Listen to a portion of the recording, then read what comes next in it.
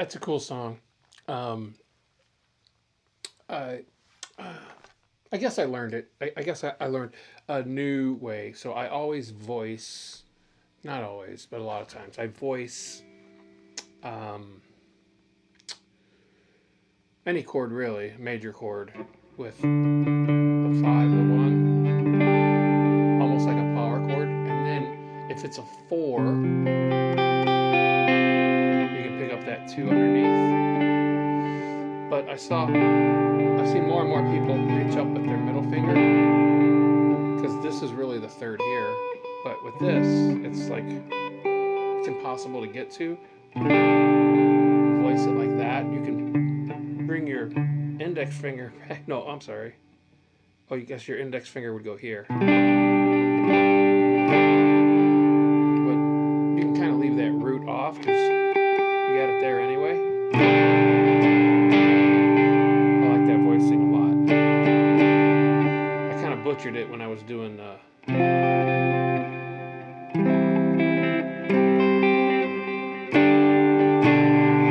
like that. Cool, cool. So today I wanted to talk about this hat's bothering me. I don't know if I like the way that it's shaped on my head. I really get new Dolphins hat every year.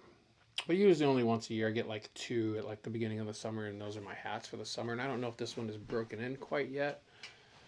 Plus, I'm wearing a lot of black, but that's all right. I like black. It's my favorite color. Um, anyway, I wanted to talk Reverend Guitars, and I have notes here. I wanted to talk about Reverend Guitars because this is my number one. I don't have a ton. I'm not like a huge guitar collector. I have electrics. I have one, two, three, four. Well, five, but five isn't really playable. I have the first nice electric guitar I ever got when I was like 16. I still have that. But I don't know that it's playable. It might be, but really four, but three ones that I play a lot. I have an old Washburn upstairs that I don't play that much, but I have three that I play a lot, two a whole lot. So I go between the Les Paul and the Reverend, and sometimes I play the Strat. But it needs a little bit of truss rod work, yada yada yada. And I want to upgrade the electronics in that, so I don't play it a whole bunch. This is definitely my number one.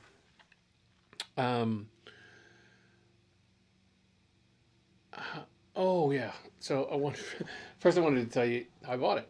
So I bought this guitar. I set some money aside, and all I really had was a Strat at this time, and I wanted another guitar, and I kind of liked the Telly. I think I was looking for P90s, but something with a P90 and a humbucker. Um, so there must have been a Telly that had a P90 in it that I was interested in. I can't quite remember. Um, and I know I was mildly interested in the Double Agent, which is another Reverend that has a P90 in the neck and a humbucker in the bridge. So I went to Sweetwater, played some guitars. I didn't really like any of them. I didn't like any of the Tellys I played. I didn't like how they felt. They didn't feel good in my hands. They didn't sound good. I was playing them through some Fender amps, and they didn't sound good. I'm laughing because there was a guy next to me, and you can turn things up at a music shop, test them out for sure. But he plugged in right next to me as I got this amp on. It's moderate. It's maybe this loud. I'm testing things out, seeing what I like, and he comes in and plugs into this maybe a Vox or something, and just dimes this thing, and is playing this pop punk music. So it's just it's whatever, just chords. So loud I could not hear myself think, so I had to go somewhere else. Don't do that. I don't know if I ever did that when I was a young lad, but don't not right next to, find some other spot, or at least warn him. Say, hey, look, I want to dime this thing. I really want to see what it's going to do. Don't be a jerk. At any rate, Sweetwater guys are great. I found some other things I was playing. Nothing really jumped out at me.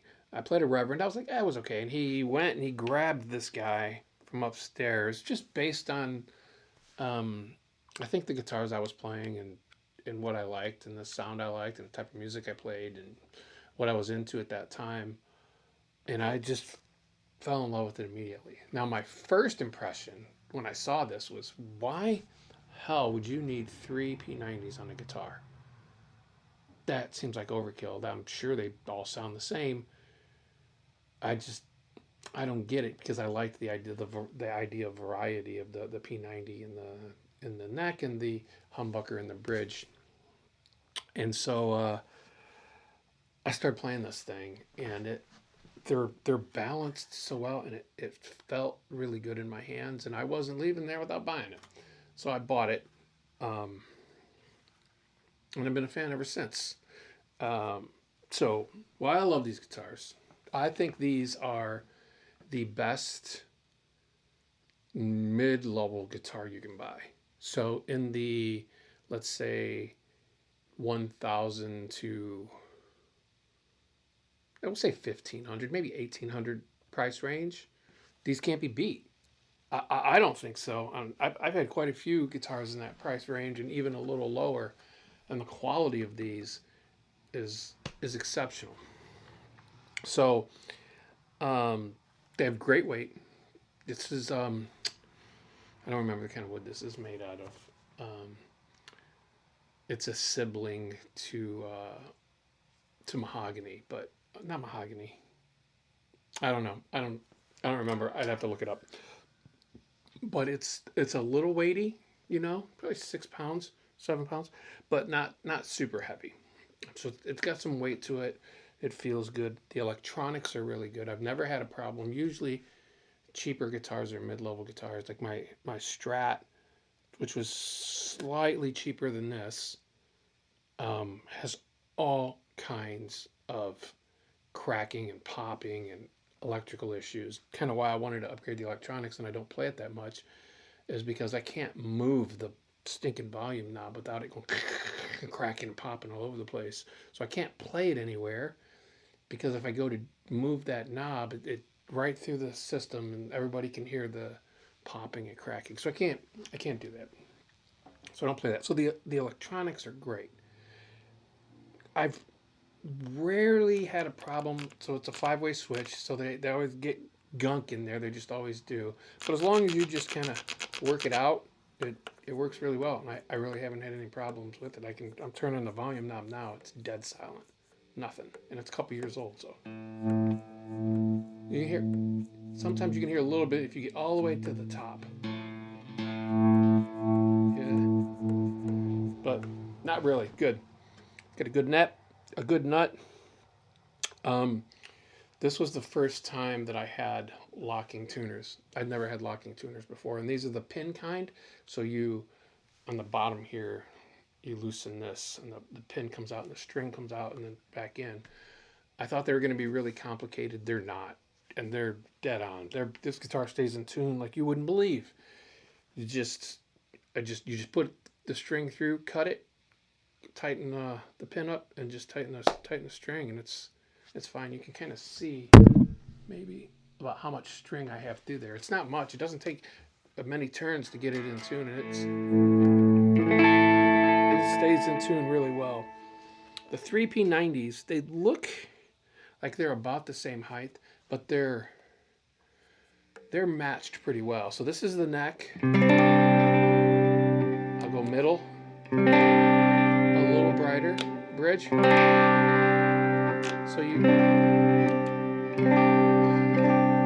if it's a little dark for you, you can do that. You can go middle, it's fine, and then bridges. A killer feature that I don't use nearly enough is this knob right here. So that's a bass contour switch. So I'll show you what it does. If I roll this back, hear how clean it gets. It just rolls the bass off. It doesn't really drop any volume. It kind of does in perceived volume. You perceive that it's getting quieter, but it's not. It's just not as thick. So that's really good for sitting in a mix if it's a little too bassy.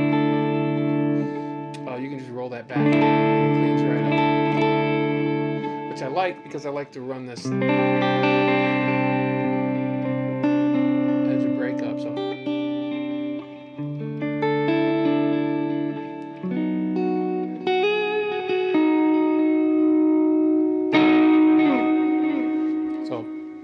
I love that. Bass contour. Okay, the trim. So this is a nice trim. This is the only thing I don't love. It's a Wilkinson trim, which I'd never heard before I bought this guitar. It's nice and tight. So the trem on the Strat is, it feels kind of, the bar feels kind of loose. This bar feels nice and, yeah, I'll show you. It's just,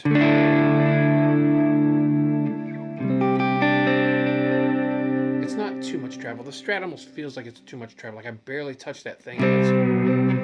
This is just,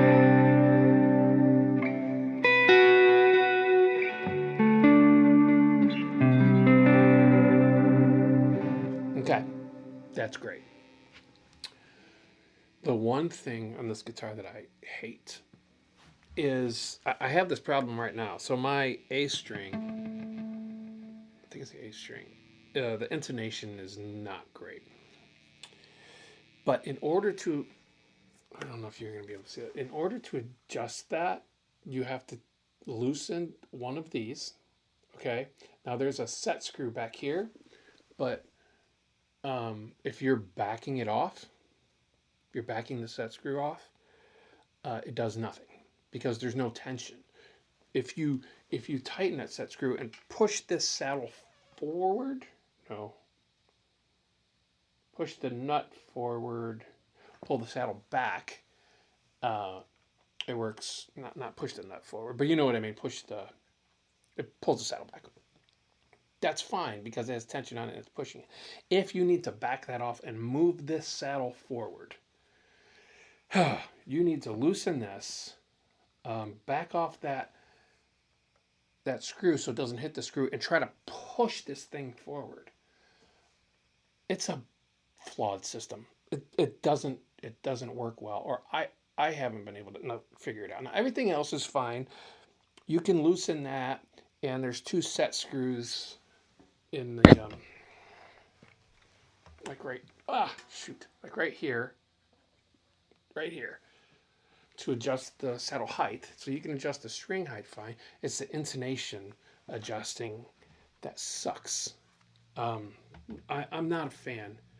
I don't know, maybe someone knows how to do that better than I do.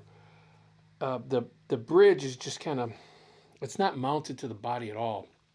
It's, well, the underlying mechanism is, but it has 2 little grooves and it fits on these pins, and that tension kind of holds it in place. So I usually change like 3 or 4 strings, clean up the fretboard really nice, and then do the other ones, and everything else. So the second half of this story is when I was 19, probably. I had some money, and I bought a Les Paul. It was a walnut Les Paul. And that was the first time I had ever played a guitar that just played itself. Like my fingers, you just lay your fingers on the strings and it does. That was the greatest guitar I've ever had. And I don't know what happened to it over the years, moving around different places as young people do. I lost it or sold it. I don't remember. It's gone. Years and years and years and years and years go by, and my son, now roughly younger, or maybe the same age I was when I had that guitar, really pressured me to get another Les Paul. So I did. And you may have seen it in videos before. It's a studio to vintage Sunburst. It's not Tobacco Burst. It's called Vintage Sunburst. And I love that guitar. And I thought, oh man, when I get that guitar, it is going to replace this Reverend for me. And I probably won't play the Reverend as much. That is not the case. It's a great guitar. It's a rock machine. If you want to get, I don't think you can give that thing too much gain. You give it a bunch of gain and that thing just screams, and it sounds like AC/DC and Jimmy Page and all the records of my youth. It sounds like that, right? All the records I grew up listening to, That Les Paul sounds like those records. It can't do what this guitar can do. It can't get with between the bass contour, the P90s, the pickup selections. The well, that guitar is great sustain. Also, it's a little heavier than this one. Great sustain on that guitar. Really good sustain on this guitar. Not quite as good as that one, but still really good. Um, I forgot to talk about the roasted maple neck, and I don't know if this is rosewood or Pau Ferro, which is some comparable thing, but it's pretty good. It's pretty good. Anyway, back to the story. I got the Les Paul. This is still my number one guitar. That Les Paul, while great, and I love that. If I'm going to play, I'm grabbing this one. If I'm just messing around here and I have one sound that I need to get, excuse me, I'll grab a Les Paul or maybe even the Strat. But if I need versatility, this guitar is it. So this is my pitch to you, even though they're local. They're local to where I am. And they come set up. So I got this guitar from Sweetwater, and I wasn't sure if it's a Sweetwater setup. I know the guy that set it up. They signed the back. And it was set up for 10s, and I played 9, so I had to tweak a few things. But I'm telling you, if you're going to spend, say, $1,200, somewhere around $1,000, and, you know, say $1,500 down to like $800, because you can find them used on Reverb. I would suggest going and playing a few Reverends, and I think you're going to be surprised. These are really great guitars, and this is my favorite. That's it. It's not really a review. It's just the love I have for Reverend Guitars. I think they're great guitars, and I think more people should play them. All right. That's it. See you later.